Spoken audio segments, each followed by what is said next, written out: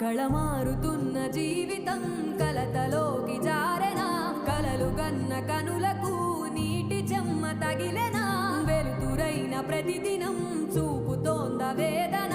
అందమైన బతుకున అలజడి చలరేగెనా ఏమిటి నీ పాపం ఏమిటి నీ నేరం చీకటి ముసిరిందే చిటికల్లోనా తీరదు నీ శోకం మార